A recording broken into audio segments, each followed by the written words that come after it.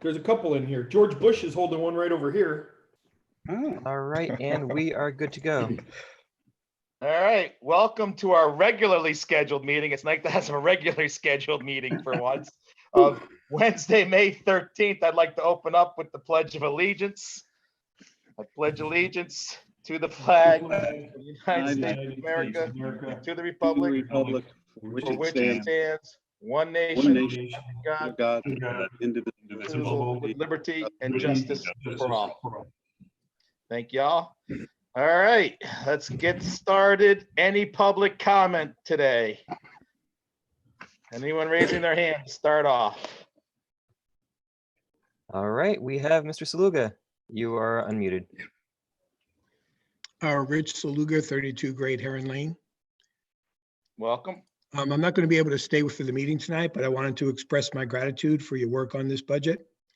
With the unique circumstances this year, you were given the sole responsibility for this budget, and it was important, I think, then to have a united position, and I applaud your efforts to reach that outcome. You know, I would have liked to have seen a lower tax increase, preferably none, but have learned in my short life that you can't always get what you want. I spoke with you in February about the need for a focus on seniors and certainly more in the way of tax relief for them. Hopefully that can be a priority item on your agenda next year. My main goal tonight is to say thanks. Thanks to Steve, Marcia, and John for your assistance and collaboration with the Board of Finance in fashioning this budget. For the members of the Board of Finance, to Dan for always listening and for a very complete, concise, and concrete presentation and explanation of the budget last night. Probably the best of any Board of Finance presentation that I've ever seen. To Eileen, while all the members are advocates for the schools, I think you're one of the strongest. I want to commend your willingness to compromise and work toward a united consensus on this budget.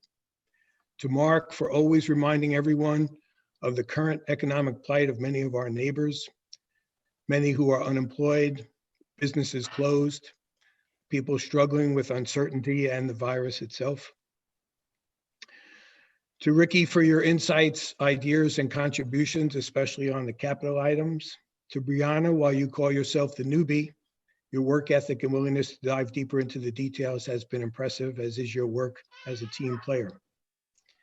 And finally, to Glenn for your leadership, your focus on the facts, and your desire for genuine collaboration, your willingness to defer duties and responsibilities to each member of your team, your encouragement of all members to add their voice and opinions, and your ability to keep everyone on their game. I think it was a great effort. I'm assuming barring any major new information, the budget you outlined last night will not change. So I just want to say thank you, guys. Thanks, Rich. Thank you so much. Thank you, Rich. Thank you very much. Thank you very much. It's very nice of you. All right, anybody else? All right, hearing none. Brianna, I think this is you now. Well, we we received several communication and correspondences from our last meeting regarding the budget. And so too many to read, but we received several. I think it's more than several. Like it's over 100. It's basically all of our agenda this evening. Yeah. And that's it for that. Okay. We do need to approve the minutes. Go ahead. There are 4 minutes of approval, April 15th, the 22nd, the 29th of April, and May 6th. I'll make a motion to approve all the minutes as presented. Second. Discussion. All those in favor? Aye. Aye. Passes unanimously. Okay, Steve, we're on to you. Okay, I know you guys, we've all been meeting almost, it seems like every night. So I'll try to keep it as short as possible. Marcia's going to give you a quick presentation. It's going to be quick, right, Marcia? Nod your head, say yes. Good, good. Where we are. And I'm just going to give you a quick update. We are now in the process of reconfiguring Town Hall. I'll let Greg talk more in detail because he's the project manager on it, but that's going to keep both our employees and our visitors safe.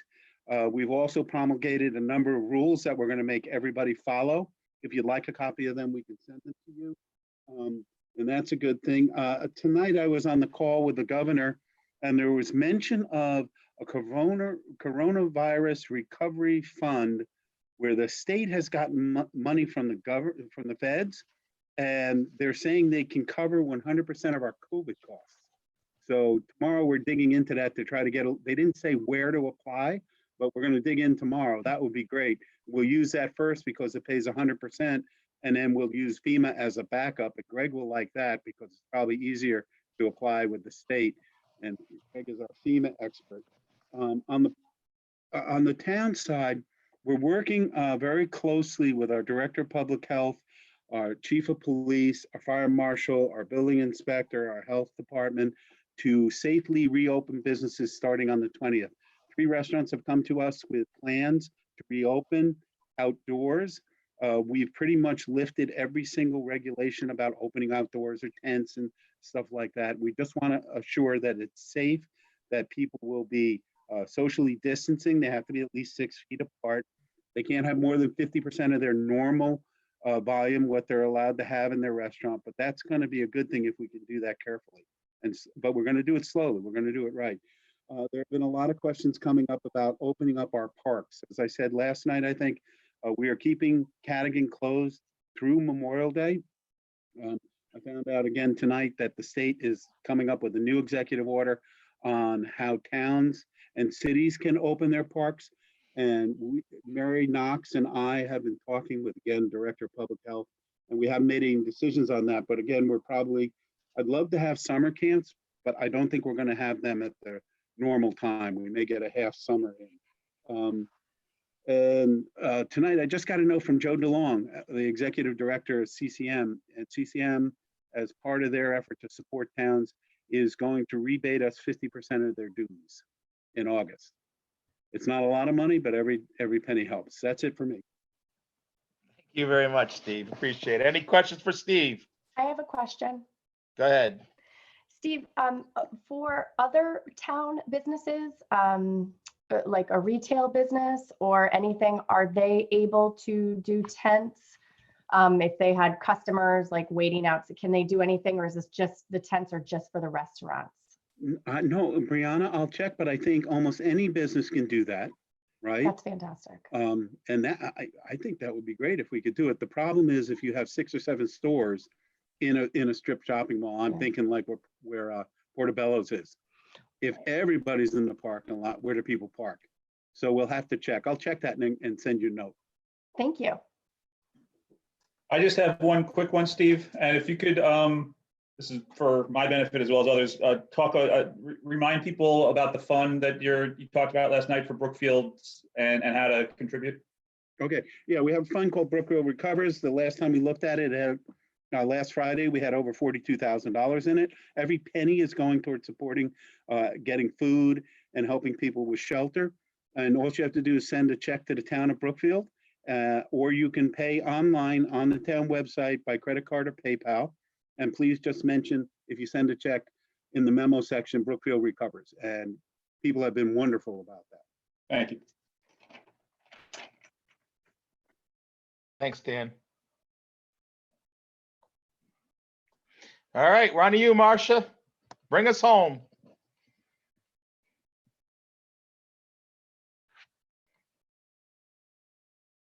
Mute. Marcia, you're muted. It's only 30 pages. Yeah, okay. So I hope you can see my screen. That Steve, shake your head yes if you can. Thank you.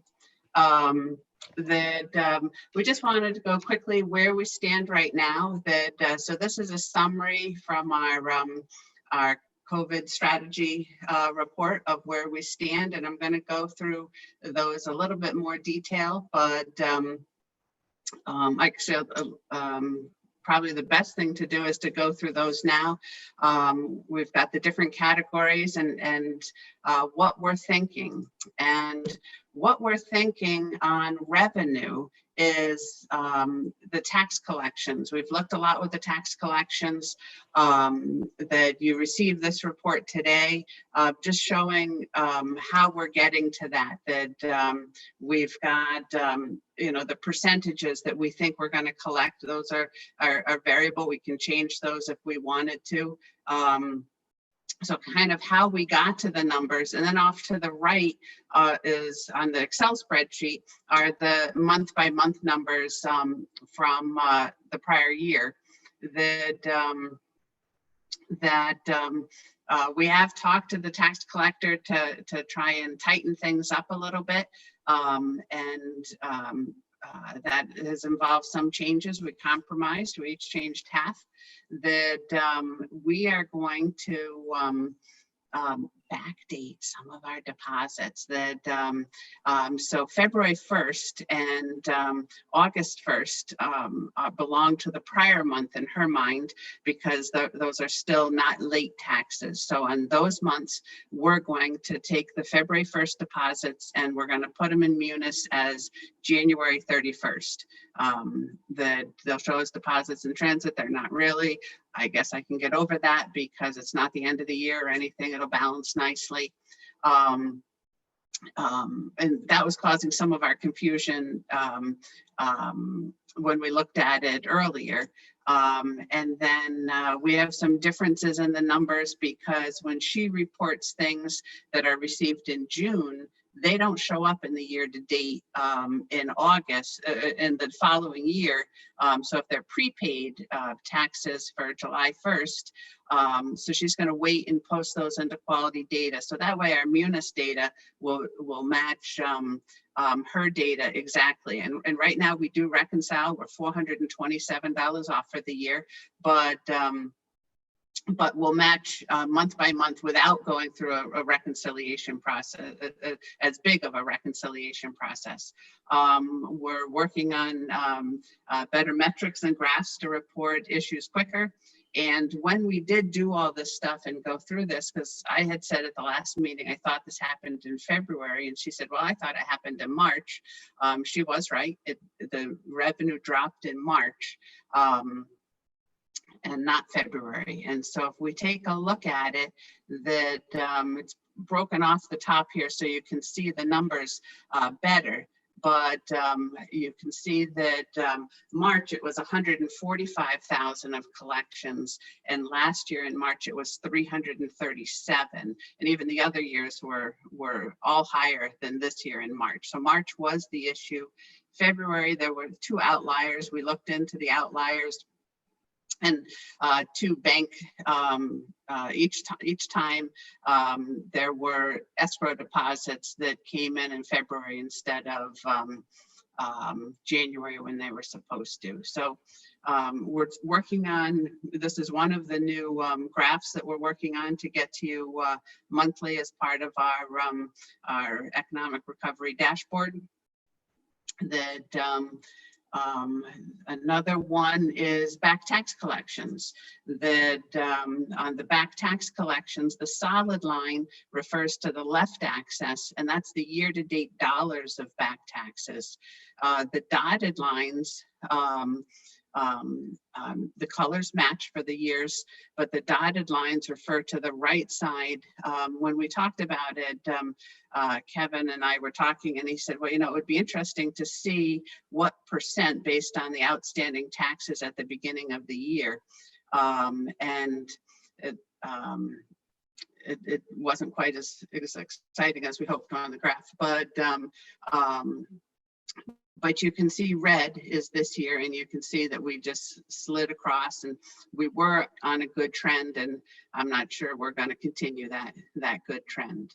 Go ahead, So Dan. Marcia, the dotted line is a percent of total back taxes at the beginning of the year, not just the previous year. It's whatever was combined for back taxes over a period of time. For back taxes, so at the beginning of the year, it's somewhere between $700,000 and $900,000. So as of July 1st, it's a percentage of that, because back taxes, that doesn't change. Interest, for example, would keep increasing during the year, but back taxes don't change. Right, but it's not just the previous year's unpaid taxes. It's accumulation of whatever is in that bucket. Correct. There could be up to 15 years in there. Gotcha, There's not, but there could be. So a question that I have is, I mean, last year we had you had an agency going out and collecting taxes, and we admitted that we recognized that it was a higher than previous year's expected collection. Did we potentially estimate our revenue on back taxes wrong if we're not using that same service this year? Is that, No, we'll continue to use that service. We've been held off from doing it by executive order, but Okay. we did collect a lot of back taxes last year, but remember, we lowered the revenue for it, that revenue number this year.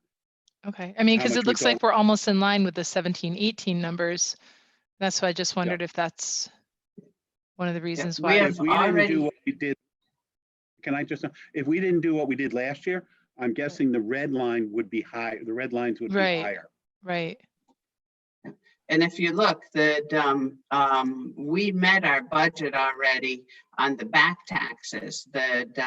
So Oh, where yeah, we're coming 102%. in, where we are, that we're over budget. That it's the over here.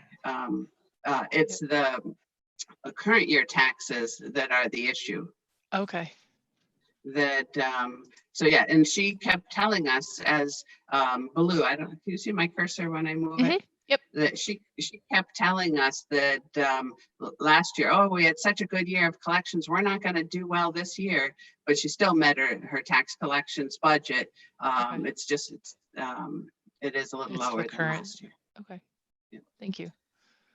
And then just looking at the interest that was collected, again, we were on a good trajectory, and now we've fallen off. That so. All right. So besides the tax revenue, we've got Fema. That I added that to the projections. Again, I just want to be clear that I'm not sure we could add it as an accounts receivable in this year, because I'm not sure that we have enough solid documentation that the auditors would accept it, but it's going to be this year or next year. The category is Z, $94,000.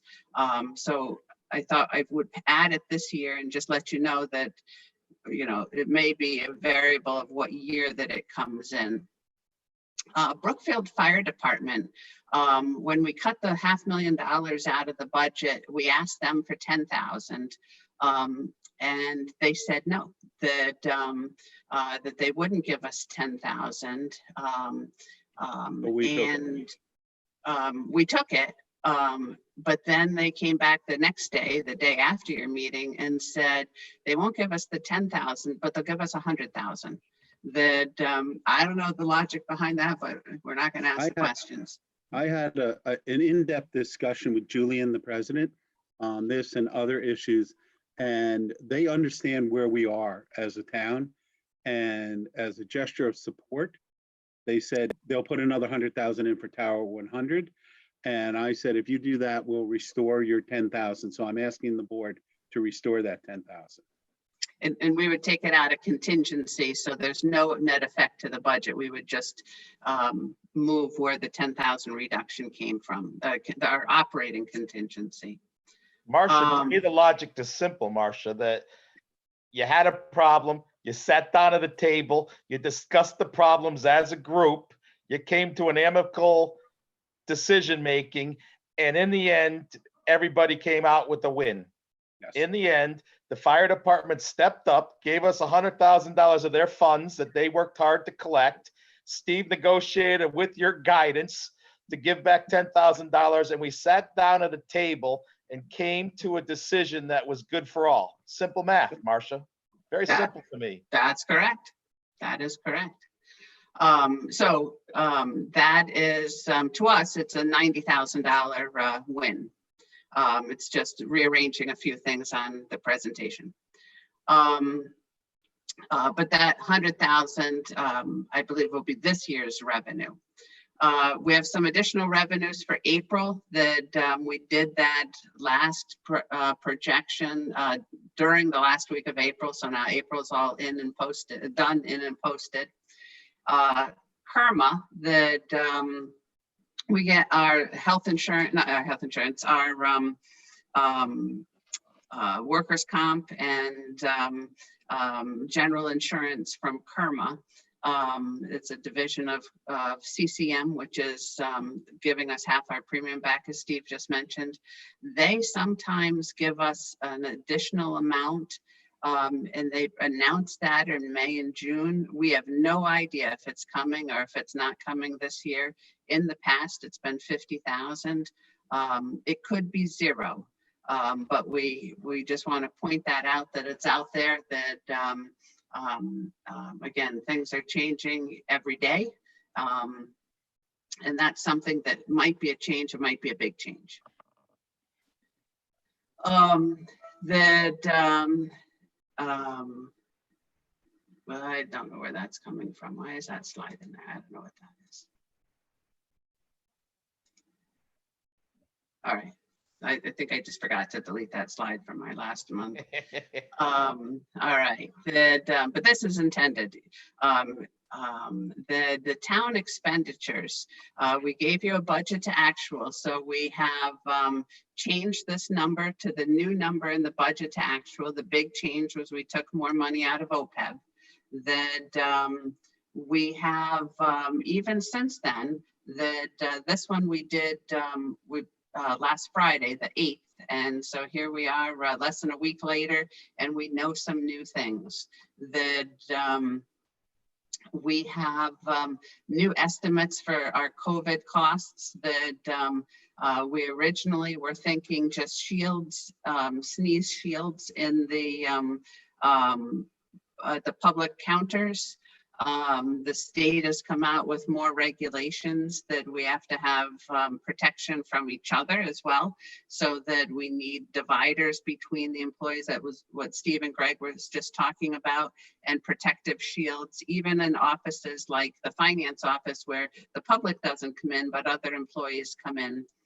Plus, we added the Board of Ed in there for the town hall Board of Ed, not each of the schools. So that's $45,000 more than we had originally estimated. That went out to bid, and the bids came back in today. That the Board of Ed at their meeting on Monday night, we said that we would be paying for that out of our budget. That so we can accumulate them all for FEMA. For PPE, they're thinking 15,000. Again, as I understand it, this is just a rough estimate. Cleaning supplies and cleaning equipment, 15,000. And then technology for if we have to go into a lockdown.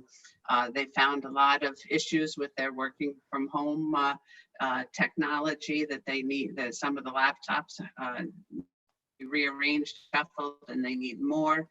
So that's about 130,000. So we're thinking that we may have about 399,000 of a surplus right now. We have items that are still open. Police overtime should have a surplus. The first 6,000 still goes through, again, contingency. We may have EMS savings that they are going to stop on June, part of one of the shifts on June 1st. He gave us an update today thinking we might have more costs, like $3,000 more costs for supplies. And I responded, what about savings from that shift for the month of June? And I just haven't heard back from him yet. And then HR, the professional fees, we're incurring a lot of attorney fees with all this about, can employees be forced to come back from work? What is the family medical leave? How do all these things happen? So we're watching that line, and we may need more fees there. Wait, Marcia, before you go, whoa, before you go. All right, I'd like to clear something up so we're all under the understanding right now is the way we're looking, Steve and Marcia, correct me, and I'll accept correction. The way we're looking at this is we are taking the surpluses from these closures from the school side, the savings from the town side. We're going to collect all of those surpluses on the town side. And then we're going to pay for these PPEs out of those savings, correct? I mean, we're willing to, and I know Steve and Marcia, you're working with the school side. Then Yes. we will pick up the tabs of these items, correct? Out of the monies that you have accumulated under the town management side, correct? Yes, That's correct. our understanding is that any COVID-related expenses for the schools or the town will be covered on the town side because they're one-time expenses. Hopefully, please God, all right? And so we'll be covering all of that. So then you'll be working with the purchasing agent and buying these things, hopefully, and Yep. keeping track with Greg under FEMA and everything else, right? That's how this is gonna Yes. go? So, yeah, so when Greg gives his presentation on 4 and 5 of the streetscape, Greg, can you just give a quick update on what we're doing for both the towns and the schools? I think Greg is the most expert on this. Right. I just want to be clear that, again, that we're taking the extra money from the savings this year, putting on the town side. So if the school has a COVID expense, it doesn't have to be included in their budget or planned for in their budget. It sits on our side. We will handle it, correct? Correct. All That's right. correct. And Thanks, Marcia. we just don't know what that is going to be. And so that sits on our side in the contingency amount.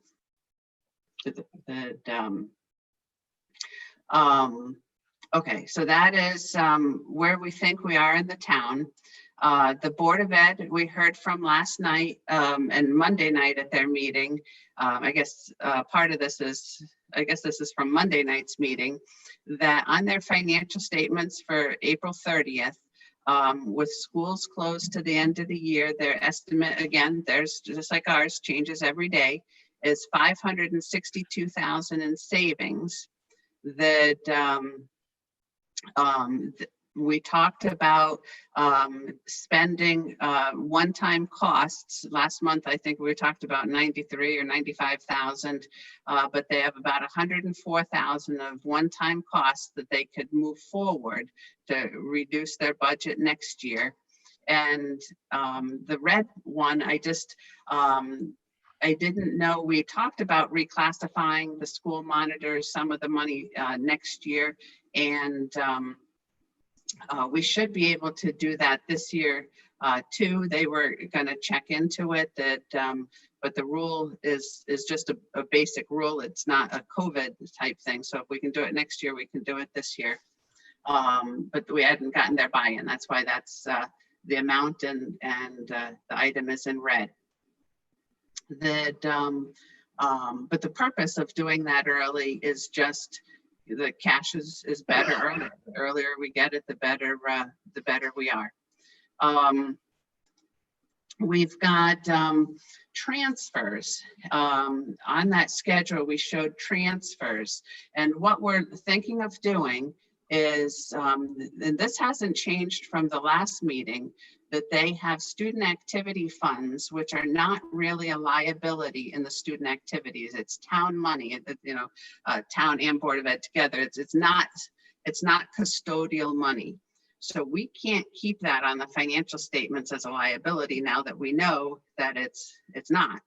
And so we had talked about moving that over to the general fund. The reason I have it highlighted is right now they're thinking about using that next year to balance their budget. To do that, we'd have to give them another 50,000 if we wanted them to use that money, just because it will be in fund balance this year. We had talked and apparently they missed it at their finance committee meeting that we would have to do it this year because we can't issue financial statements where we know they've got a material misstatement. We would take 177,000 out for the non-lapsing fund and move it into a non-lapsing fund, and then or we can move it to any fund we want to call it. And then next year that's part of the 400,000 that you gave them at the last meeting. We'd move it back in. Again, this is just a movement to avoid budgeting for a loss. That we would take 600,000 more, offset it against the capital non-recurring, and then move that back in. So that's how the flow of money in the transfers would go next year. That and then this is that same slide over again. That and it shows each of the numbers that we just talked about. I didn't talk about debt because that didn't change. I didn't talk about this Connecticut retirement, that didn't change. Contingency didn't change. I mean, it's all the same savings. The transfers here tie out to what we talked about for the budget, moving the money 777,000 out and back in. And we have a potential for another 170,000 of transfers that we could take out of the general fund and move over just with a budget transfer and have ready to transfer back in if we need to do more additional appropriations next year. Or if the budget, if we want to wait, we could add that to the expenditures next year in the budget. Any questions on that? Nope. All right. We talked about a budget transfer. Ginny sent you the email with the transfer in it. And what that budget transfer would be is we want to add, this is the emergency operations. We have wages in there, which is a cleaning person, a college kid that's cleaning every single day, which is going to become more important as we reopen, but in between people and any surfaces that, and then we have other purchases. This was approved, and then it would be coming out of salt and sand, where we had excess, Medicare, life insurance, long-term disability, where we had excess, and then a number of different, we took all their conferences from each department last month, and we told them that they can't spend any more, and we told them we're taking half of their office supplies. Just we need to force that savings so we don't lose that. So that's where the 28,000 comes from, about 15 different departments. That would give us 200,000 in the budget. And at the time we did this, we thought that would be a little bit extra. You have the worksheet that shows that right now we had costs of 183, but with the Board of Ed and with the additional costs to open town hall, it's not extra that we're going to have to come to you and ask for more, but we're asking your approval of this just so we can make the budget transfer in Munis for the controls, and we can continue to move forward and ask you with what the Board of Selectmen approved, and ask for a new one in June, an additional transfer in June. We have capital you asked us to report on, and it's still in progress. That we just haven't done much with that since the last meeting. And But we're in good shape. We're in good shape there. We know where we are. We just have to finalize all the numbers. We're not over on anything. We're right where we want to be. Correct. And we had a few that we might be vehicles that we were purchasing that we may be under on, but we wanted to make sure the vehicle was in place and in service before we released that money. But that was more of a policy thing that Mark had been asking us about. The audit update, that no change there. It's completed. I still haven't gotten back to that UCOA reporting, but they've approved our extension. We want to There is a form that we fill out for who we pick as auditors. It's due March 31st, or May 31st to Connecticut. If we don't do that form, if you said, oh, we hate those auditors and we want to go out to bid, we shouldn't find this as a deadline because there's no penalties for it. And in governments, we have deadlines, but no penalties. So, but we're in year 4 of a 5-year proposal with the auditors. That's on your agenda later on if you want to reappoint them or not. I like them, but that's up to you. I Any think questions? Dan's going to speak to that later as well, so we'll get on to that later.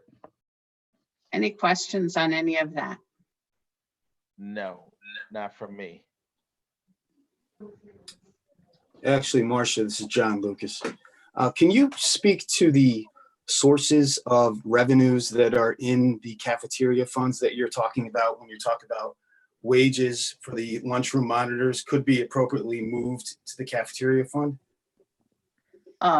So Sources. the cafeteria fund has 2 types of revenues that come in. They have 3 types: that money from the federal government, money from the state government, and it has money from students that the parents pay for the lunches. Because it has the federal and state money, that primarily the state money, that there's rules that we have to follow for all the money that comes in. And one of those rules says that we can't just spend the cafeteria money on any town need. We couldn't just raid the fund and steal it, or not steal it, but we couldn't raid the fund for the and transfer in to cover textbooks or something like that. We can use it for whatever the purposes are of the fund and the allowable costs. And so the lunch monitors are allowable costs because they are, or the portion that we're talking about moving over there is 100% lunch related. That and because they're allowable costs, it's not a special thing. The question was, could we spend this year's money over there? And my experience has, and what we would have to do, even though that they haven't been paid out of a separate checkbook or anything else, most towns pay everything out of their general fund and do journal entries to allocate back and forth between the cafeteria fund, especially salaries, the cafeteria fund, the special education grant funds. And so this would just be one of those allocations that, I haven't had a chance to follow up with Ken, but I don't see why we couldn't do that this year with an allocation like that, because he does do those allocations for the other funds. Gotcha. Okay. So the buy-in that you're speaking of is really more of just a timing that you need to speak with, the business administrative team, just to make sure that they understand the accounting, that it's proper.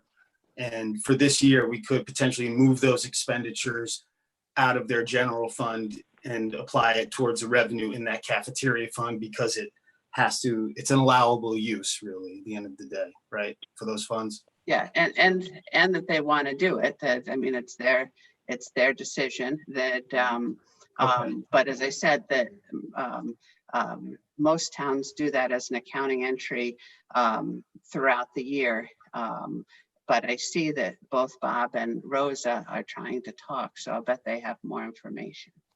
So this is Bob. We're not in disagreement on this, John. We will go make an appropriate entry on that. We were spending so much time working on how we're dealing with budget, and we tabled it for the next meeting. That's all. This is Glenn. I'm going to speak in now. Do we have any idea what we're doing? Because we're getting chat messages saying we can't touch this money because the children belongs to the students. We got you freaking bringing in a different aspect. Can we get this right? Is this that difficult to get correct? Oh, no, I think you're reading a note that had to do with the $52,000 item, and it had nothing to do with this cafeteria discussion.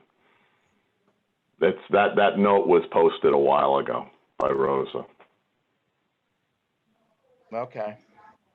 On the All right, cafeteria stuff, we're not in disagreement, Glenn. I got your model. I've been working on it with Ken, and it's too high a balance there. We need to work it down. We want to do as much as we can out of that account, and we're not in disagreement here. Yeah, I don't know if my model's right, so don't take that as gospel. It was No, I know. That's what I've been fine tuning. Is your model was actually very thoughtful. Thank you for that. All right, thank you. And with respect to the money for the student activity funds, I think that we already did, we being the Board of Ed, already did determine that that is not student money, that is town money. Is that Any another other- thing? Hold on a minute. Is that another thing that we can just sit down and clarify? I mean, I think in that aspect, everybody's trying to do the right thing, but we just don't understand what the right thing is. And I think if you could talk to Ken and sit down and let's just do the right thing here and help out. That's all. As far as And on that one, again, we're not in disagreement on getting the 52,000 out of the student activity fund. We want to just do it in a way that helps us solve the budget issues for next year. That's all. And we can come up with some creative ways to do that and present them to the finance, as long as you're in agreement, in which case. Oh, no, there's no fight about getting that out of the student activity fund. We just need to find a way we got a big challenge ahead of us. We all want to do the right thing, and we don't need to use it this year. We want to use it for next year. Correct. And that's just what we have to figure out is how to use it next year. Do we add it to the budget next year? Because we had added it to our general fund surplus. So that budget that is on the table now doesn't have you using that. So that's what we've got to come up with and talk about the different options of how we can do that. Whether we want to increase the next year's budget, whether we want to manipulate it through a different fund, but we have a lot of options we can present. I appreciate that. All right. Good. Marcia, then, or where are we at now? Are you done, Marcia? I'm done. Thank you. All right. Do we have thanks, Marcia. I think that they just need to know the scorecard. So they need to understand what they're working with. So thank you very much. All right, we're on to the BOE Financial Report. I don't have anything new to share with you. Our finance committee needs to review the budget. I'm sorry, the full board needs to continue to deliberate the budget. Yeah, so the only thing I really wanted to share with you guys tonight, which it seems like you've already covered, was the PPE purchases, cleaning supply purchases for next year, and trying to figure out how to best cooperate together to get those purchases done. Our main concern is just being ready for whatever scenario is thrown our way come August with school reopening. Okay. Any questions for Rosa from our side? Hey, this is Ricky. What's the timeline of buying the PPE? I don't know. I know that we are ready to go. We know what we need. Rosa, can I jump in? We're coordinating right now between our emergency management director, who's in charge of this, Jason D'Souza, purchasing agent, and the town and the schools. Our first goal is to return all the PPE that the schools are so kind to lend to town. And then we're going to build up a supply. What we're trying to do is keep as much material as we need right now for all of our fire, EMS, police. And because costs have skyrocketed, but the market's opening again, we want to hold off purchasing a little bit, because a box of 100 masks that we used to pay $4 for, they're asking $80 for today. And we think we can get better prices as we move along. And we have until September to really get all this done. And our goal is at the end to have at least a 3-month supply. So if this virus pops up again in November, we're not going to get caught with people using masks 2, 3, 4 days in a row. So we're on top of that and we'll report back to you as soon as we got it. What is, aside from price, what's sort of the lead time on that like delivery? Rosa, it's been all over the place. We have orders we placed in March that have not delivered yet. We have orders we placed last week that came in this week. So it's very catch as catch can. But if any of your staff need materials right now, PPE right now, we do have PPE and we'll get it to them. Okay. I think, Does that answer your question? you know, yeah, I think, you know, there's a possibility that, you know, schools partially reopen or reopen and students need PPE. And then, you know, that's a very large order. And that's part of, that's part of what we had listed. So, you know, I just wanted to be sure that, you know, our students are prepared in addition to the staff if we can return. Yeah. So as you move forward with your meetings with your board, I think you're probably going to have to dimension those numbers for us. And then we will make sure that we get it and have it and it's ready for you whenever school reopens. Yep. No problem. I talked to Jerry, our shared purchase agent, about it yesterday because you had talked about it Monday night. And he is aware that we want to do this all together as a group. And I believe he was reaching out to Ken or someone over there to get your specifications. Perfect. All right. Very good. All right, now we're on to Mr. Dan, report of the committees. Before you start, Dan, I just like to always reiterate what a fine job you and Marcia have done. I mean, it's amazing where we've gone to from 3 years ago to today. The audit was a nuisance for the board. It's now become it's closed item. You handled it so well, and between you and Marcia, it's amazing, and we'll listen to your recommendations. So just really quick, it was more than a nuisance. It was a mess back a few years ago when, and through, you know, it was difficult. The current auditor helped us through some difficult audits, went above and beyond, and the extra fees that they charged then weren't that great. I mean, weren't that big. I thought those were reasonable. You know, we've worked with them through improving our processes. They've worked with Marcia to get that done, and now I think we're in a great spot. I think their fees are reasonable, and I fully endorse re-upping with them to finish out the 5-year contract. So do we have to make a motion to do anything, or we just approve it? I think we do. So I would say you do need to make a motion. If I can add one thing, they're going to come in September this year, which is a big win for us. So we'll be finished by December 31st. Yeah, that's been the goal. So that's great. So I'll make a motion that we continue with Mahoney Sable as our town auditor for the coming fiscal year. I'll second. Discussion. I'll start the discussion. I think that since Dan's managed this, it's been an awesome project between him and Marcia. I think we need to accept his recommendation and move forward on this. So anybody other discussion?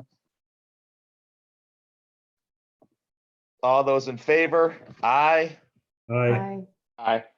Motion passes unanimously. So we'll keep it. Dan, you'll still help us out, right? You'll still lead us? I'm still the audit guy. All right. As long as Marcia continues to do what she's doing, I'm fine. Better you than me. All righty. All right. Now we're on to old business. We don't have any. Unless anybody says anything, no. New business. We're on to the streetscape. I believe that's you, Mr. Dombrowski. It is. Steve also asked me to give you an update on our reopening of Town Hall. Which would you like to hear first? It's your time. You take command. You tell me where you want to go. Let's go ahead and talk about opening Town Hall very briefly. There are 3 steps to open Town Hall as we've defined this little task. The first was for Dr. Sullivan to create an infection control plan, which he has done. It's a 2-page document, and I'm sure Steve can share that with you if you'd like to see it. That document includes external and internal controls and measures that need to be taken from a health and safety perspective. The second element, which is also complete. Greg, can I stop you for 1 second? Yes. I'd like to make a motion that we add an agenda item of discussion of opening town hall.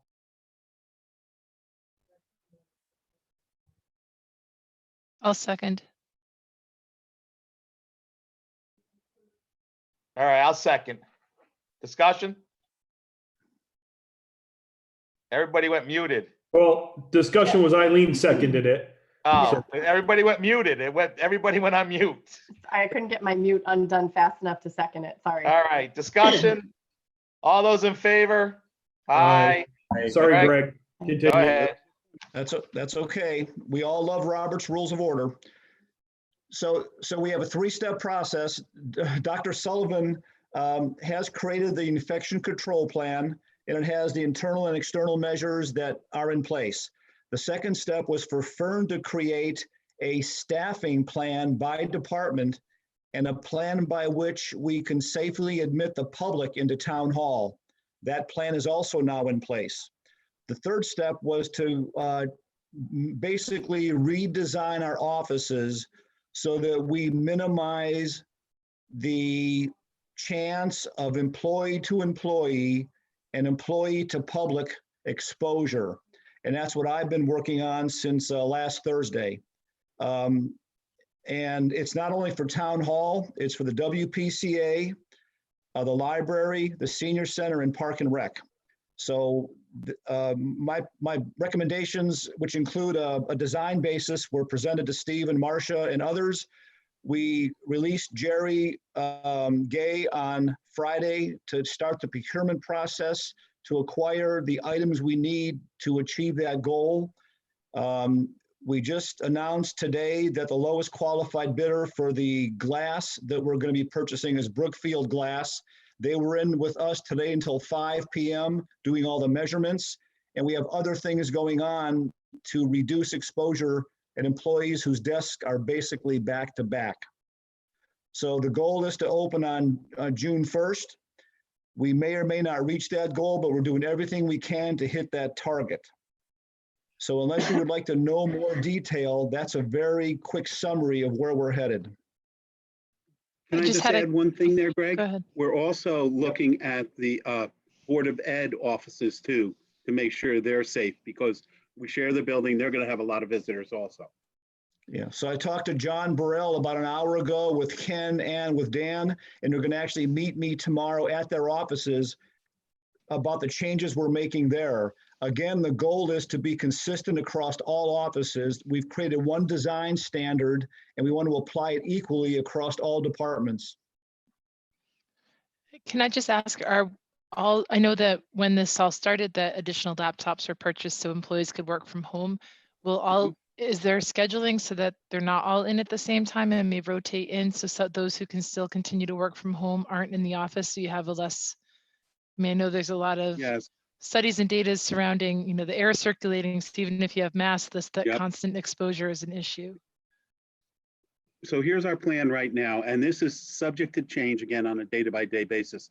We're going to rotate staff in on a week-in, week-out basis. So you come in for 1 week, then you're out. We're going to be cleaning the building every single day and over the weekend, and then the rest of the employees, the second half, come in the second week. That way we're limiting the exposure that you're giving to another employee, to those people you're working with that week. Some towns are doing every other day. I don't think that's as safe, because we get the full weekend for anything we miss to die. We don't know how long this lives. So that's our plan for right now. Does that answer your question, Eileen? It does, yep. Greg, can I ask a question? Yep. So indoor air quality, the code calls for 10% outdoor air to the air handlers. Most places damper that down even more to get, better efficiencies out of their units.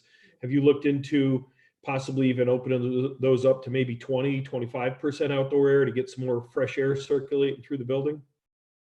I have not, but that's probably something worth talking to Sheldon and Dr. Sullivan about what our turnover ratio or percentage is. I'm Yeah, happy you know, to give them I some saw a assistance. study last night about, you know, that restaurant where they said that one person gave 12 different people with coronavirus, right? The airflow in that place. But here's the thing, like we were in the conference room about 5 weeks ago upstairs where you guys meet, and somebody opened up the windows and there was a flow of air coming from those windows past everyone in the room. So we have to be very careful how we do this, because air, it's not just fresh air, it's airflow also. So I believe me, Steve, that's what I do. I understand that. My suggestion would be you do it at the air handler where it's supposed to happen, to get some fresh air into the building. So I'm sure Sheldon is more than capable, but if he wants any assistance, tell him I'm more than happy to. Thank you, thank you. We have all the wall units like the motels have. So I don't know if you can get fresh air from outside from those. You still have to have some sort of outdoor makeup air in that building, I'm sure. Well, we have so many holes in the building. I wouldn't be surprised. Okay, we'll check it. That's a good idea, though. We'll check. Mark, I will talk to Sheldon tomorrow. Thank you for the suggestion. Thank you. If there's no other questions, we'll go on to streetscape. Perfect. Thank you. All right. So this presentation is one that was made to the Board of Selectmen at their meeting last Monday. Steve asked, and I can do this one of two ways. I can just go right to the punch on why I'm here, which is streetscape phases 4 and 5. What Steve asked for last week is just an overview on all 5 phases and how we got to where we are, and just an update on the first 3 phases. If that's okay with you, I'll need about 10 minutes to go through those first couple introductory slides. Go ahead. Okay, so what I want to start with here is on point number 1. These are the commercial development projects planned for the town center district. Brookfield Village, buildings 2 and 3 start construction on June 1st. Phase 3 on Station Road, they have planned to submit their application again to the Wetlands Commission in a couple months.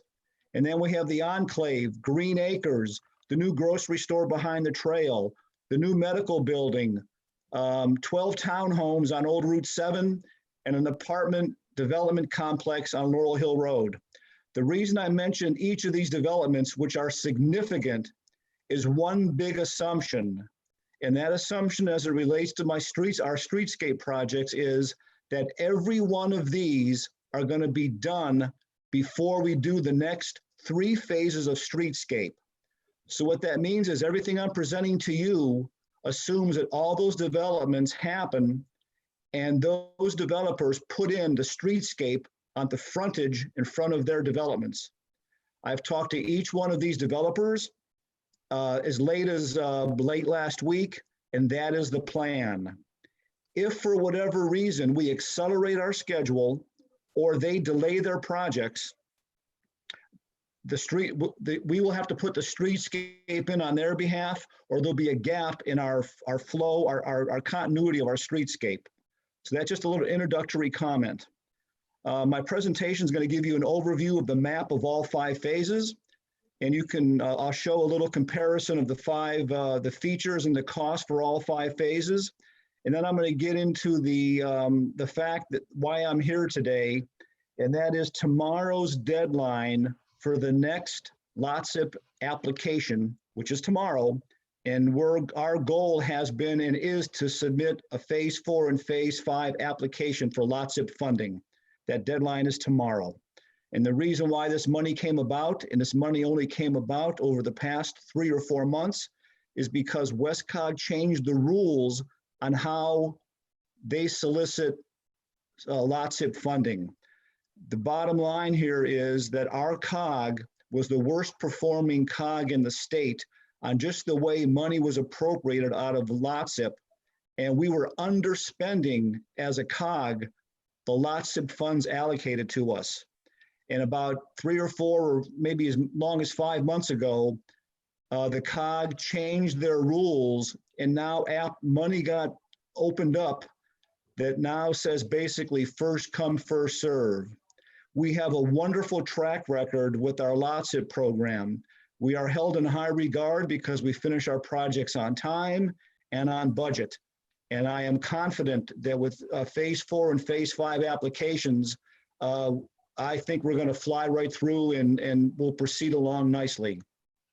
So that's why I'm here today to talk Greg, can about I add our something to- deadline tomorrow. Go ahead, Steve. Greg, can I add one thing to that? Go The ahead. state came to Westcog last year and we had recognized this problem but did nothing about it and said, we're not giving you any more money for LOTSIP because you're not spending it. And what we had was projects that were approved by Westcog from 2014 that nothing had been done, no design, no town commitment, et cetera, et cetera. So we did two things. One, we decided to commit for lots of projects because we knew some of them weren't going to be done. And that's important to Brookfield because every LOTSIP we've applied for, we have started within 18 to 20 months of when we got approved. So there's no doubt in my mind, we will get approved for both projects. Sorry, Greg, go ahead. That's okay. So in the end of this presentation, I'll talk about phase 4 and phase 5 with a couple slides. So Dan, if you can go to the next page, please.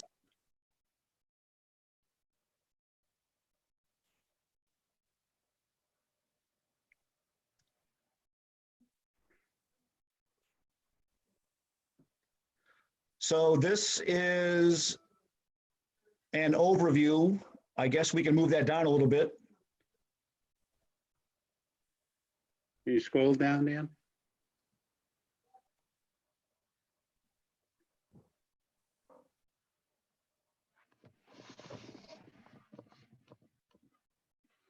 Dan Secor, can you scroll it down a little bit?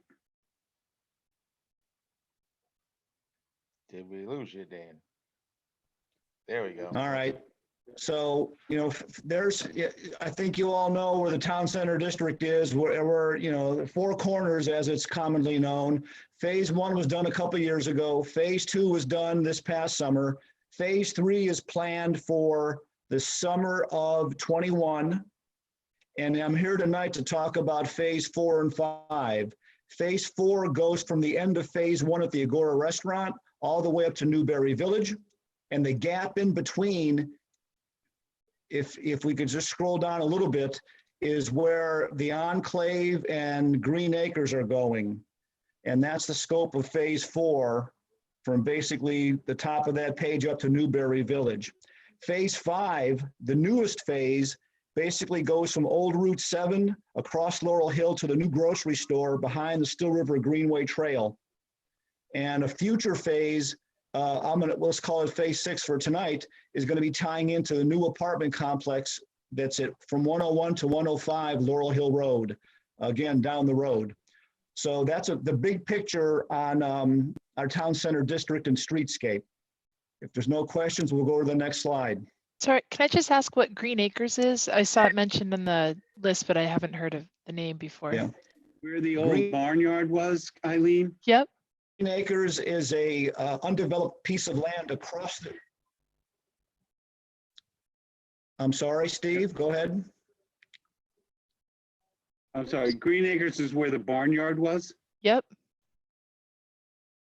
Oh, so it's not, is there something planned to be Go developed there? Or is that just the name of it? No, there's a there's a development planned proposed for development. that. In fact,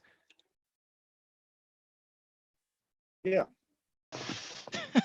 yes. In fact, the state has already approved an intersection think we're upgrade losing each at other. Green Acres to the east of Federal Road. Can you all hear me? Yeah, it's kind of cutting in and out. Yes.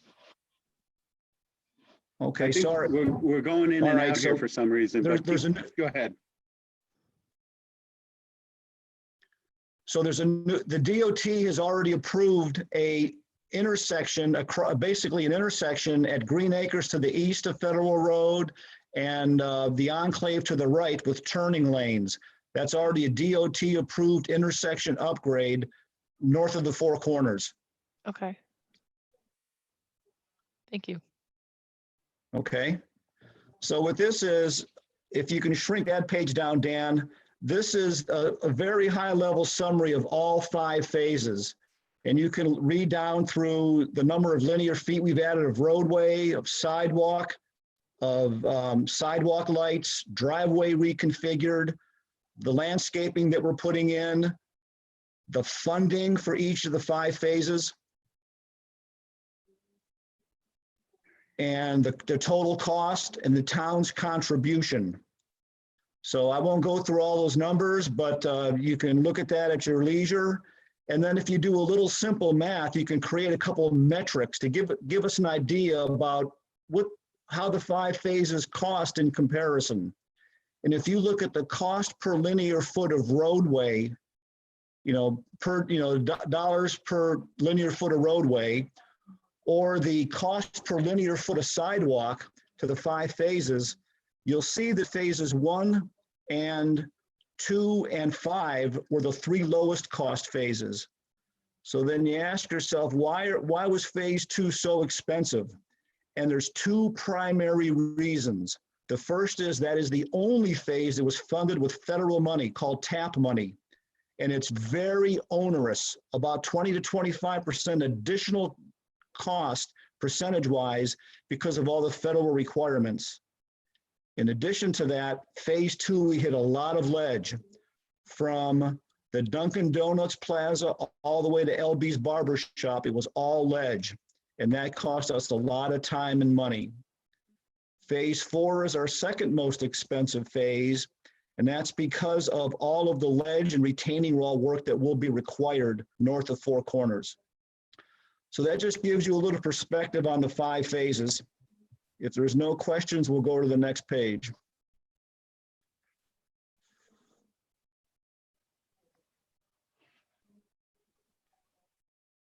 All right, Dan, I guess you can move on. So just a little background. Phase 4 has already been approved. It was approved back in July and August at a town meeting in 2019, but it was approved when only TAP or federal money was available. It was approved for $2.4 million with the town match of $480,000. The reason I'm here tonight on phase 4 is the DOT has given us approval to seek LOTSIP funding for phase 4. LOTSIP funding will require LOTSIP funding will require a lot less town funding. So phase 4 has already been approved with TAP money, and I'm here again tonight to ask it to be approved with a LOTSIP grant, which will require a lot less town money that you'll see in the next slide. So go ahead, Dan.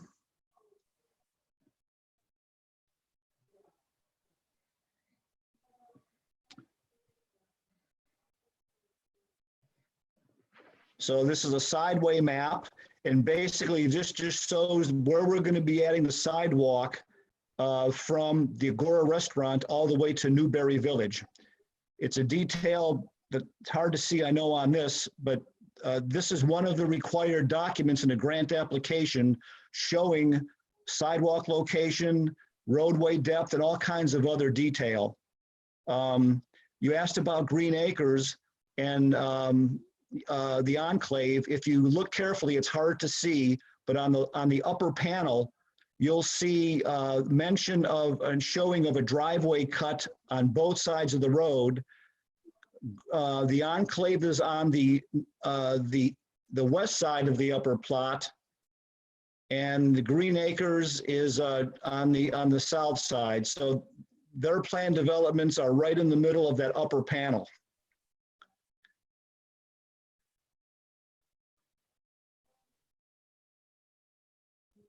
So where it says proposed buildings on both sides of the road, those are those 2 developments. So next slide, if there's no questions. Oh, yeah, there's Green Acres there, and there's the enclave on the other side. And you can look carefully and you'll see the driveway cuts and turning lanes right in the middle of that section.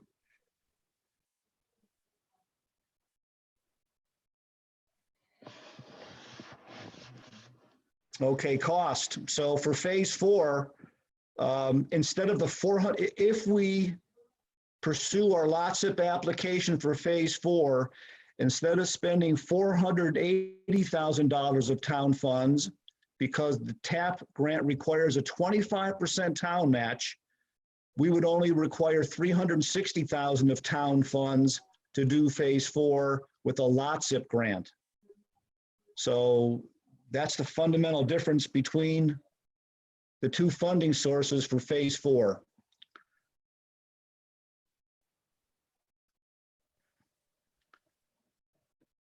Next page, Dan.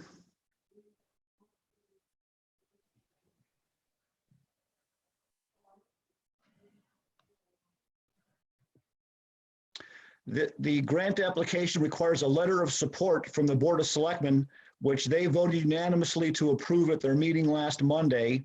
And you can see it says subject to Board of Finance and approval by town meeting. But Steve has signed this letter and it's part of the grant application.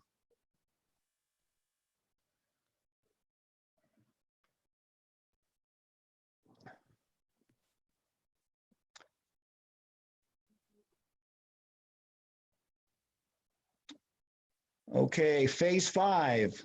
Phase 5 extends us on Laurel Hill Road from the corner of Old Route 7 with a sidewalk on the north side of Laurel Hill with a new crosswalk to the new grocery store. And the reason why this phase is only showing a sidewalk on one side of the road is on the other side are 2 planned developments. So Dan, if you can blow up that page, please.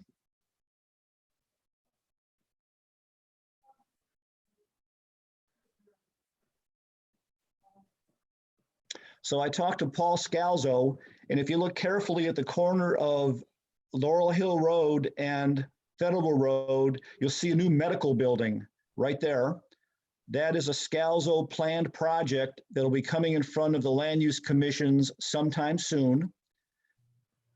And to the west of that, towards Old Route 7, are 12 townhomes that will be going from Laurel Hill Road down the length of Old Route 7 south.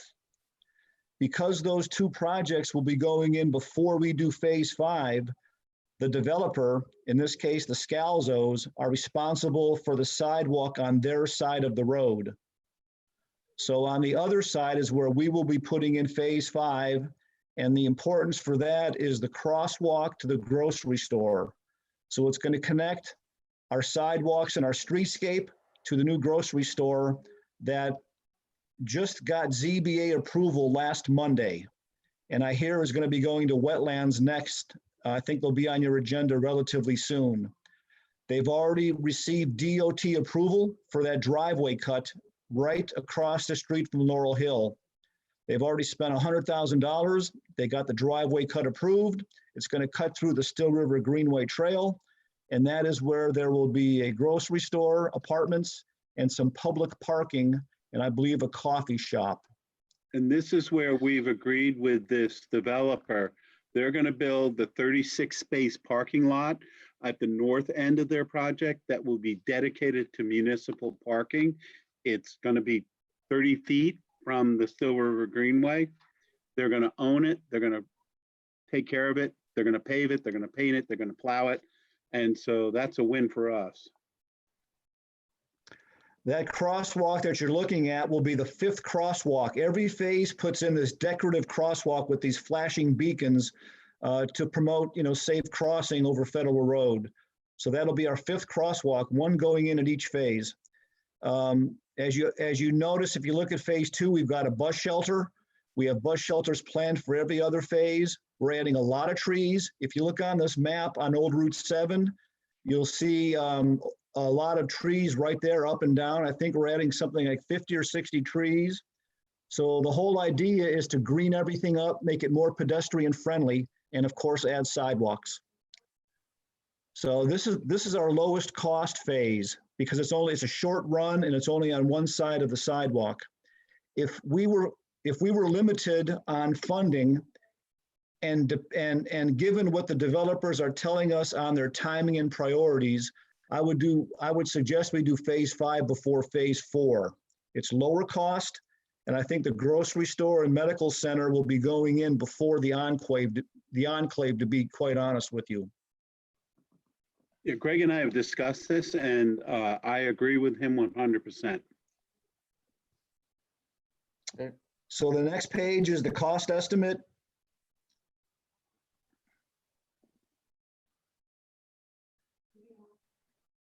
So I show this cost estimate in simple terms, but for the LOTSIP application, you actually have to have an engineering company do a cost estimate in excruciating detail, and it's got to meet DOT standards for how they price out hundreds of line items. I didn't put it in this package. I'm happy to send it to you. This is just a very high level summary of large cost line items. But these grant applications require a lot of work and a lot of detail in literally a month or two worth of work. So this is just a high level summary for you. If anybody wants to see the full application, I'm happy to send them to you. And the last page is the letter of support for phase 5 that the Board of Selectmen agreed to last week. Again, pending Board of Finance and town meeting approval. So that's the end, and I'll take any questions. Yeah, thank you.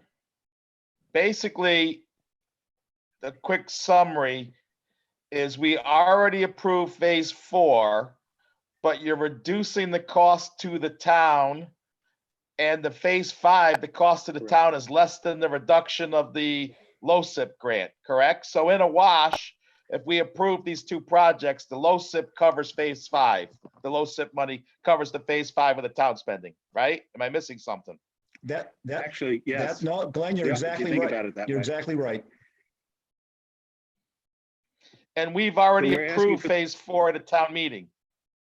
No, the Board of Yes. Selectmen has approved it. We're sending it to you, and we're asking for you. No, to make a phase motion. 4. Phase 4, we approved this. Yeah, yes, phase 4. I'm sorry you approved it. But just to be careful, we want you to reapprove it using LOTSIP money, and also to approve phase 5, which the Board of Selectmen has already approved. And then we will take it to a town meeting as soon as we can. Does the town meeting have any implication on the application that needs to go in tomorrow? No, Or is- no, this is the problem, Eileen. There are projects, I said earlier, that were Yeah. approved in 2014 Yep. that still don't have town meeting approval. Okay. Okay. So no, this will not affect our application or our ability to get approved. But Westcog knows that we do this and we do it as quickly as we can, and we actually do the projects. Mhm. So I don't see that as a problem, but we are asking the board tonight to approve this. So then we have to make 2 motions, Steve. One to reapprove phase 4 in accordance with us supplying the LoCIP grant. And then we have to approve phase 5 on its own. Yes. Okay. So So- we gotta make, go ahead. No, remind me, once it's approved, where does it go into the capital budgeting plan, and how does it eventually actually get funded and put into an annual budget? Yeah, we would have to add it to the plan next year, right? Marcia and I are working on that right now.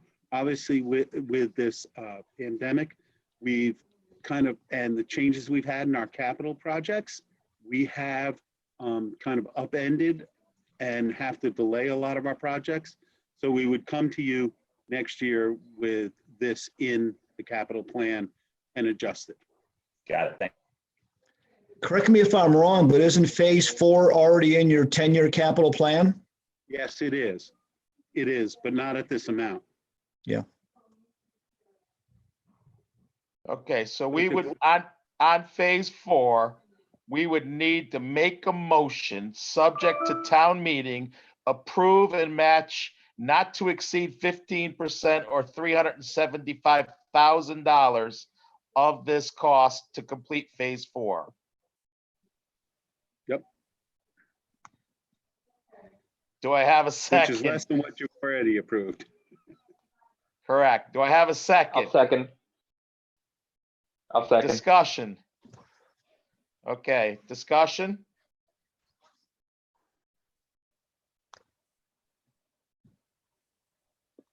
All right, hearing no discussion, all those in favor say aye. Aye. Aye. We're having a delay here. I see Dan, I see Eileen, I see Ricky, Brianna. yes. I don't see. Mark, I am not voting aye. okay, all those in nay. Any abstentions? Aye. Mark will abstain. Nothing against Greg. It's okay. So now I'm working off my phone here, so I apologize. Does anyone have the next motion for phase 5 that they can make?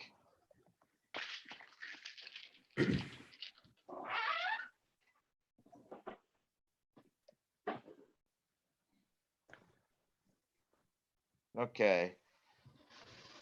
I'd like to make a motion that we approve the project cost estimated $600,000 for phase 5 with the town committing a match not to exceed 15% or $90,000 total of this cost contingent upon approval of a town meeting. Do I have a second?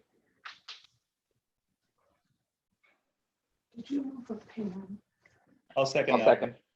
And I'll here's, second. All right. Discussion?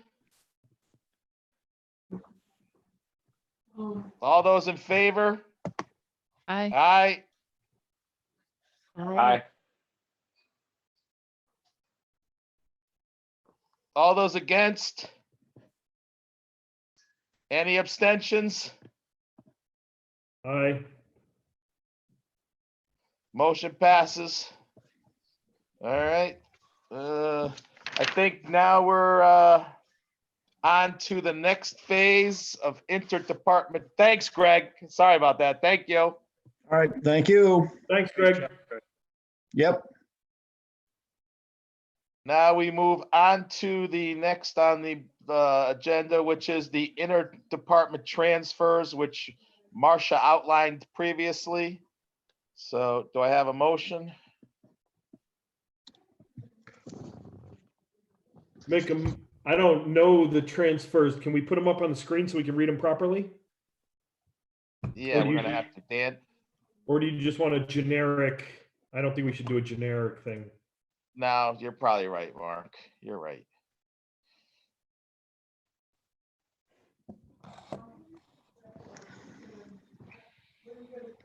I just tried to share, but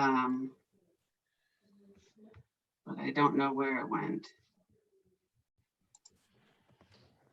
You had it, Marcia. We had it. Oh, okay. It's just not outlined on my, let me try it again.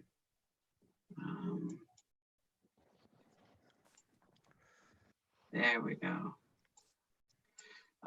So this was the motion here at the bottom.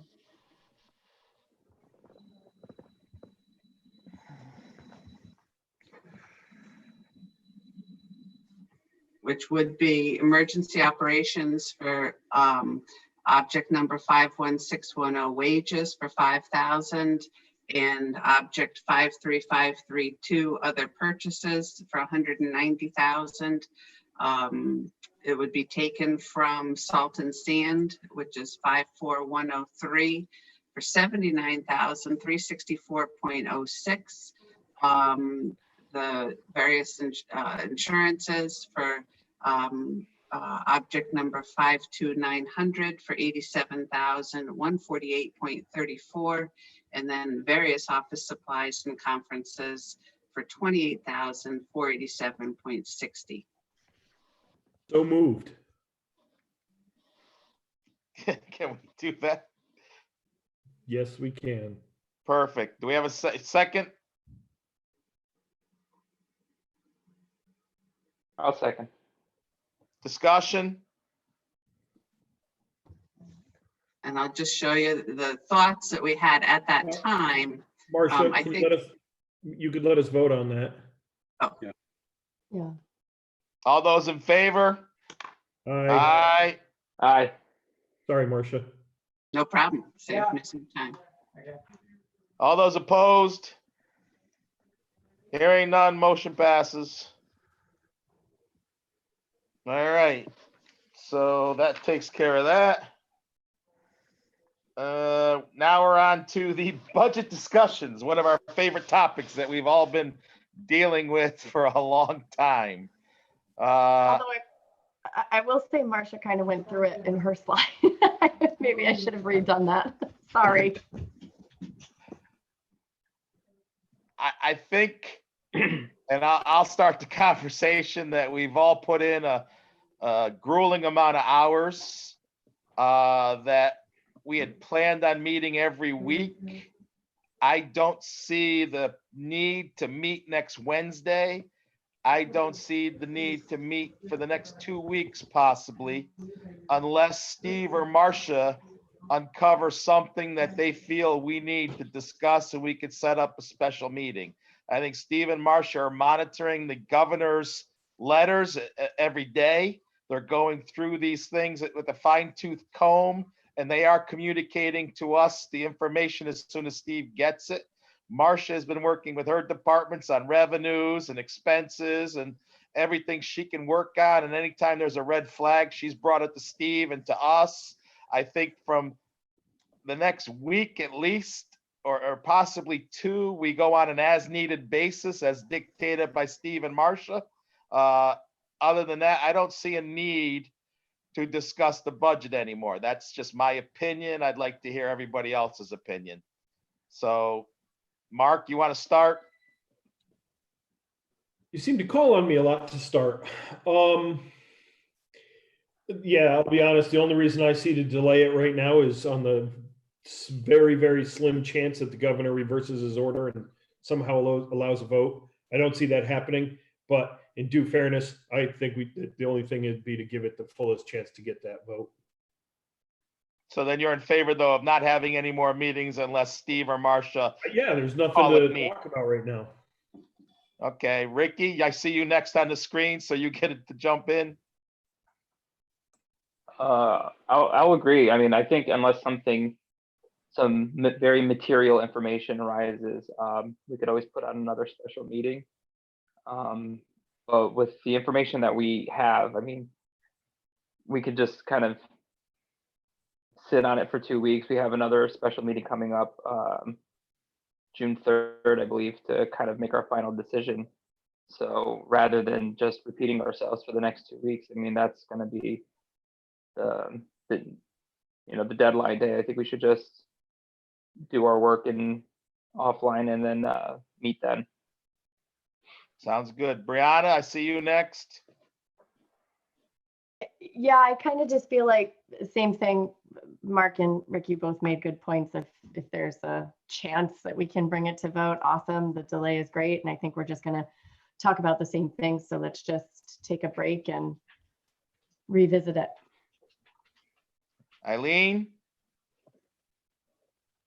Yeah, I think my only concern is, with so many unknowns going into the fall, I know that we have a contingency to try to cover stuff. I don't know if it's big, and I mean, we're already looking at what a big chunk with the PPE that, from the savings that we've seen, there's a pretty large chunk of it already being allotted.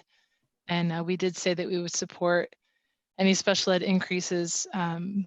And, we asked using the historical data to kind of underfund the salary line item on the school side. So I'm a bit concerned that our contingency isn't enough, but we did also say that the backup would be the general fund. And I wanted to reiterate that we need to hold true to that. I understand what the goal is and where everybody's coming from, but I just want to make sure that we're all still considering that and making sure that that's part of our on our radar for next year. I think we all are absolutely open to everything, Eileen. And what we've said, we'll stand behind. I don't think I'm speaking for everybody, but I think when we all put our words into the hat we all mean it. And Steve is buying into with this as well. So I mean, Steve, I'm speaking for you, but I really feel that we all are in this together, correct? Correct. Okay. I think, Dan, I left you out. Dan? You're muted. Oh. Spacebar wasn't working. That's weird. I agree that meeting just for the sake of meeting for the next couple of weeks doesn't make sense. I do want to acknowledge that, we had the public hearing yesterday. There were not that many public comments, but they were well thought out and certainly passionate. So I'm just wondering if there's any comments around the table or anything that caused people to rethink the numbers that were presented.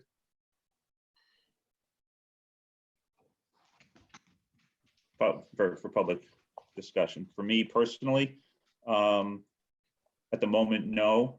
I'm going through some of the items again, but for the moment, I'm perfectly comfortable after the public comment continuing with the budget that we have. I'll jump in. I also am comfortable now at this point. I agree with you, Dan, and I think Steve, we'll give Steve a chance to talk. I think we're all comfortable. And I think the way we've left it open right now is, and I'll even open it up more. If one of our board members feels we need to have a special meeting, we will convene. If one of our board members sees a need for a meeting or something that doesn't feel right to them and they want to get it out in a meeting, I think we could schedule a special meeting. We only have to do it 2 days in advance. But I think we got to rely on Steve and Marcia to be our eyes and ears at this point and bring things to us. And I think that you're right. The public comment was extremely good, and we've listened to all public comment. But I think a week away from this will help us, to be honest with you as well. I really believe that the hours that we've all put in a week away will do our minds all good. And that's my opinion. Anybody else are everybody else comfortable with that? I mean, we're a team here, so speak up now. It'll do minds and marriages good. Yeah.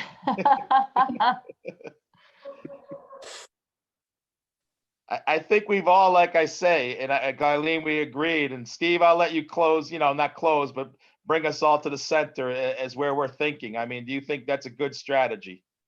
I think it's a very good strategy. I think you guys, again, I'll say it again, have done a really incredible job in a very difficult time. And I will commit to you that if anything changes in our funding, in our revenue, and our expenses, we'll get it to you immediately. So you will know, oh, we have to have another meeting. We need to re-examine this. But I think we're in as good a place as we possibly could be right now with regards to the budget. So I agree with you, Glenn. All right. So then, as far as I'm concerned, we're going to leave it on you and Marcia. If you need a special meeting and you need to talk to us, we will meet as soon as possible within the guidelines of the town and our schedules permit. We'll be at your beck and call pretty much, just so you know you have our support on that. To our board members, if any one of you feel that you need to have a discussion that needs to be in a meeting, I think Steve will agree. We will have a meeting and we'll spend an hour if we have to together at this stage to iron it out.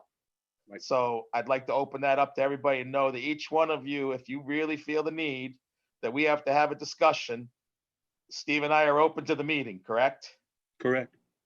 We've gone this far, we might as well finish it out right. I mean, so with that, I think we're out of the budget process. The next meeting we have scheduled, then we're talking about is June 3rd, right, Ricky? That's what you thought, the June 3rd meeting we talked the night before, the 4th, correct? Yeah, but before we move on, shouldn't we have a motion to move the 10K back into the fire department expense line item? Yes. Sorry. No, I just move don't on want to- contingency, right. Right, I just don't want to miss that. Thank you, I appreciate it. And, So and, go ahead. and how, oh, sorry, we'll finish Go that ahead. one first.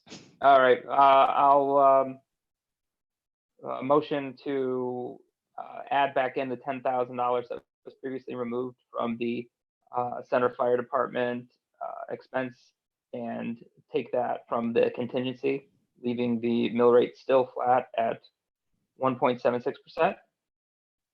I'll second. Discussion? Thank you, Ricky. All Good job. those, yeah, thanks, Ricky. I appreciate it. It's been difficult at best to get through these meetings, so I appreciate everyone's support. Trust me on that. It means a lot to me, so thank you. Keep me in line. So all those in favor? Aye. Aye. Aye. Okay, so Passes we'll send you unanimous. an updated budget tomorrow, just to check. Thanks, Steve. We don't need it tomorrow if you have things that come up. We could get it, you know what I'm saying? You guys have done enough right now. If it gets to us in a couple days, we're good. I think. All Do we right. need to have the student activity fund bit figured out too before the June 3rd meeting?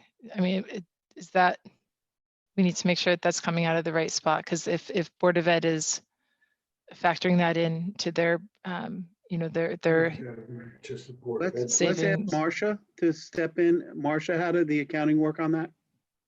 So Bob and I have had a little chat while you guys have been meeting, and we're going to talk Thursday or Friday, and we'll add that to the agenda of the different options of what can be done. Okay. Perfect.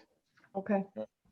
Anybody else on the budget before we move on to the next? Yeah, just one more thing. So my biggest concern is, I get it. We're looking to see if there's going to be more revenue, but the Board of Ed has to plan the upcoming school year, starting now pretty much. And, aside from the COVID issues, if there are changes to programming to meet the budget that we're putting forward, then, if it means the loss of a program, they're not going to get that back by the fall, even if we have additional revenue that comes in. And so, those types of considerations, if programs or positions are going to get cut, that it's great if we get more revenue, but it's not a quick turnaround time and changing all of that. And I know we've talked to the nth degree about possibilities and options, and what an appropriate mill rate increases that fits the needs of everybody. But it's concerning. We know that when we lose programs, it takes years to get them back. And maybe they'll find, I trust the Board of Education's ability to find, what the right fit is for the budget that they have to work with that is the least impactful. But I just wanted to put that out there. Eileen, can I ask you a question then? Yeah. I mean, the only reason I don't want to vote on our budget tonight is for the slimmest chance that the governor rescinds his order. But would you be more comfortable if we tried to get a vote on the budget tonight so the Board of Ed would know where they are? No. Just, I mean, I feel like the mindset is that, I mean, if we find out we have additional revenue, that then the needle would move. But I think beyond that, nobody's willing to add anything back in. So not nobody. I think majority. I don't see myself doing cuts from where we are unless something really drastic happens anyways. I know, I meant moving it in the other direction, adding right. money back in. Yeah. All right. Thanks. No. You're welcome. Yeah. Thanks. Any other comments? Any other items to come before the board? No, hearing none. Let's move on to public comment. Anybody for public comment? Yes. State your name, please, address. Betsy McIlvain, 127 Long Meadow Hill Road, Chairman of the Library Board. And on behalf of the Library Board and staff, I'd like to thank you certainly for all the hard work that goes into this, and also for retaining our request for a part-time employee for this coming fiscal year as a commitment of the Board of Finance over a period of years, and for saying that in public at the public hearing. I guess I'm less enthralled for the fact that you cut $5,000 out of what's impolitely called department-specific supplies, which in the case of the library is library content, books, print, electronic, all sorts of electronic sources. And the cut of $5,000, well, I know you can't specifically cut that line. Most of our line items are fairly set already. Certainly salaries are and other things are. And turns out the only place we can reduce is the heart of what the library does, is providing information in a variety of formats to people. I'm assuming I'm not going to get it back, but it hurts. It was, that part of the budget was cut by $41,000 in this budget year. To cut it again is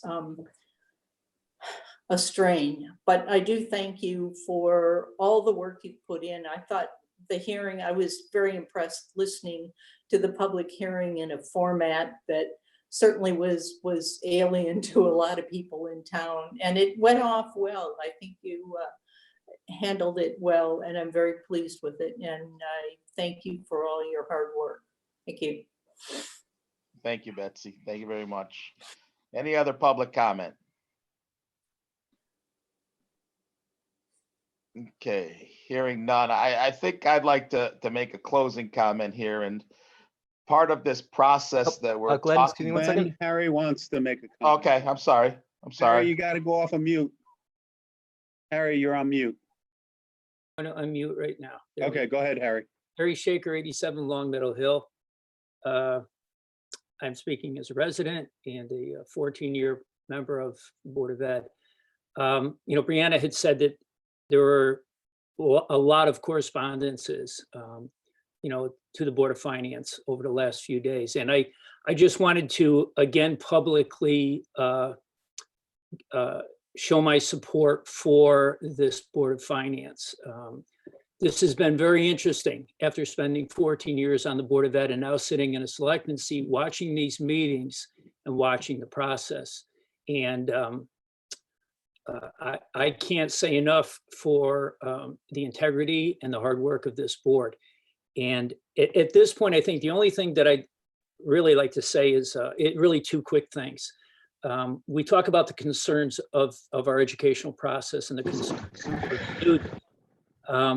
But, you know, every resident has concerns, whether it's a senior citizen who is concerned, a student, a parent of a student, a 50-year-old whose family is in need because they're on furlough.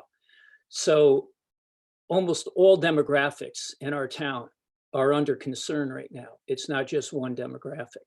And what I'd like to stress is that, you know, in the talk between now and, you know, when you next meet for residents is instead of focusing on how much more money can we get, focusing on how the money we have is being spent, and just to make sure that it is spent wisely, whether it's being spent on programs that are productive, whether it be roads or whether it be the fire companies or whether it be education. Let's focus on spending our money as wisely as possible, and to help take part of the burden off of getting more money.